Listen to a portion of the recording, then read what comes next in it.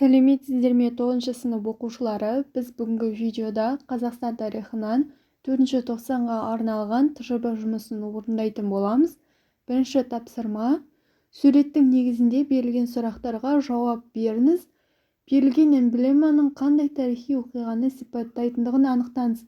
Бұл эмблема Қазақстан 2030 стратегиясын сипаттайды. Құжаттың қабылданған жылы 1997 жылы. Құжаттың басымдықтары 7 ұзақ мерзімді басымдықтан тұрады. Кезеңдері 2 кезеңнен тұрады. Бірінші кезең Қазақстан Республикасының 2010 жылға дейінгі стратегиялық даму жоспары. Екінші кезең еліміздің бәсекеге қабілеттілігінің негіздерін қалыптастыруға арналған Қазақстан Республикасының 2020 жылға дейінгі стратегиялық даму жоспары орындалды. Маңызы: әлем өз дамуының стратегиясын жасауға қабілетсіз көптеген елдерді көрді. Мемлекеттің өз жоспарын орындай алмаған мысалдары одан да көп. Әртүрлі жағдайлар саяси ықтиярының нашарлығы және көшбасшылардың қабілетсіздігі арман-мұраттың күйреуіне әкеліп соқты. Азаматтардың әл-ауқатын жақсарту мен елдің гүлденуіне апаратын жол күрделі әрі ұзақ. Сенімді стратегия ғана табысқа апаратыны анық. Екінші тапсырма. Қазақстанның 1990-2000 жылдардағы экономикасының жаңғырту кезеңдерін сипаттаңыз. Бірінші кезең жылдары 1991-1990 жылдар аралығы.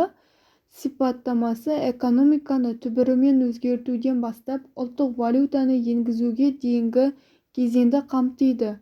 Екінші кезең 1994-1998 жылдар аралығы. Негізгі экономикалық заңдар қабылданды, экономиканы нарықтандыру жүргізілді. Үшінші кезең 1998-2001 жылдар аралығы.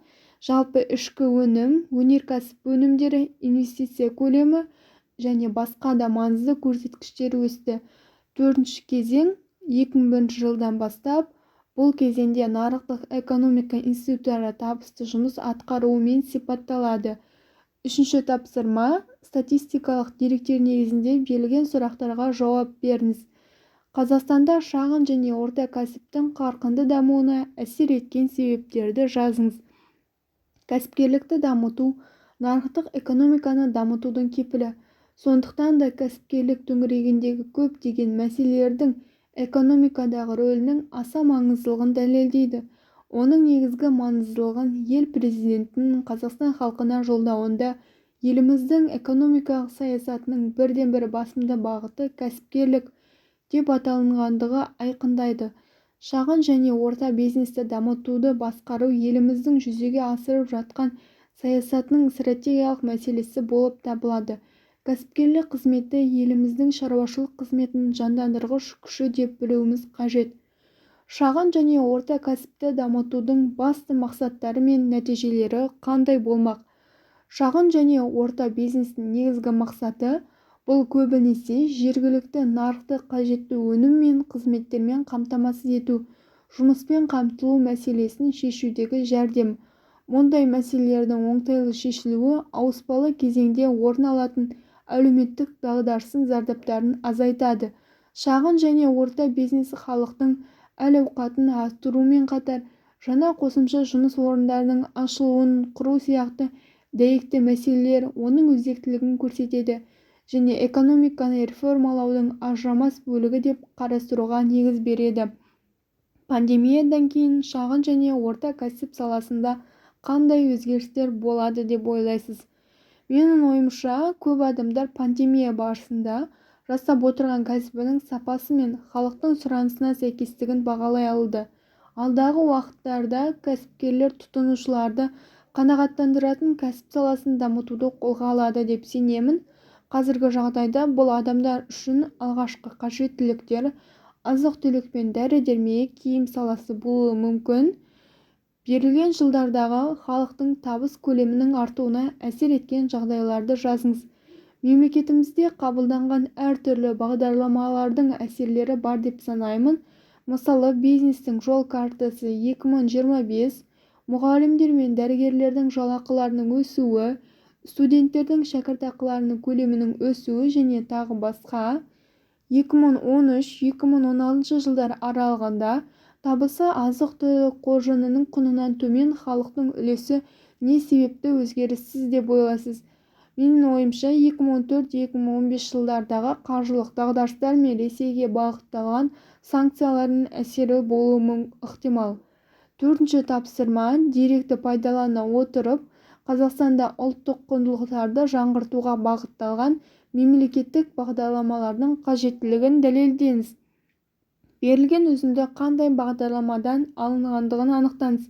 Бұл үзінді мәдени мұра бағдарламасынан алынған. Бағдарламаның мақсатын жазыңыз. Мәдени, экономикалық және әлеуметтік капитал, жалпы адамзаттық мәдениеттің құрылымдық бөлігі, этнос, қоғам, адам парасатының дамуы мен құрылуының бастауы, тарихи естеліктердің маңызды қоймасын жасау және қорғау бағдарламасы. Бағдарламаның жүру барысынан мысалдар келтіріңіз. Деректер базасы жасалды. ЮНЕСКО-ның тізіміне енгізілген мәдени және аралас мұра объектілерін күзетудің аумақтары мен өңірлерінің шекарасы белгіленді. Бағдарламаның қажеттілігін дәлелдеңіз. Нұрсұлтан Назарбаев мәдени мұра бағдарламасын мемлекеттің мәдениетіне қолдау көрсететін стратегиялық ұлттық жоба деп атаған. Бағдарлама халықтың гуманистикалық курсы және потенциалын көрсетіп, оның тарихи тәжірибесін байытып, болашақтың сенімді тірегі болмақ. Қазақстан тарихында гуманитарлық акция ретінде жүргізілетін мәдени мұра бағдарламасы бұдан әрі қарыштап дами бермек. Бесінші тапсырма: деректі пайдалана отырып, Қазақстанда ұлттық құндылықтарды жаңартуға бағытталған мемлекеттік бағдарламалардың қажеттілігін дәлелдеңіз. Берілген символ қандай бағдарламаның нышаны екендігін жазыңыз. Бұл символ рухани жаңғыру бағдарламасының нышаны. Бағдарламаның мақсатын жазыңыз. Сананы жаңғырту, ұлттық болмыстан, ұлттық кодтан айырылып қалмай, оны әлемдік құндылықтармен үйлестіріп, Қазақстанның игілігіне жарату жолындағы мақсат-мүдделер туралы өзекті мәселе көтерілген. Бағдарламаның жүру барысынан мысалдар келтіріңіз. Еліміздің ұлттық білім беру жүйесінде қазақстандық патриотизм ұғымы қолданылып келеді. Қазақстандық патриотизм арқылы отан, туған жер, ел, атамекен, туған өлке туралы түсініктер оқу-тәрбие үрдісінде, сабақтан тыс іс-шараларда отансүйгіштік сезімді дамытуға, ұлттық салт-дәстүрді сақтау, мемлекеттік рәміздерді құрметтеу сияқты сезімдерді оқушылар бойында қалыптастыру жүзеге асырылуда. Бағдарламаның қажеттілігін дәлелдеңіз. Екі дәуір түйіскен өләрі шақта Қазақстанға түбегейлі жаңғыру және жаңа идеялар арқылы болашағын баянды ете түсудің теңдессіз тарихи мүмкіндігі беріліп отыр. Жаңа жағдайда жаңғыруға деген ішкі ұмтылыс біздің дамуымыздың ең басты қағидасы. Өмір сүру үшін өзгере білу керек. Оған көнбегендер тарихтың шаңына көміліп қала береді. Бағдарламаға қатысты өз пікіріңізді білдіріңіз.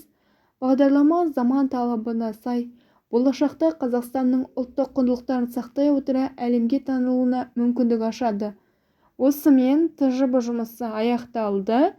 Каналға тіркеліп, видеоға лайк басып, видеоны достарыңызбен бөлісе кетіңіздер.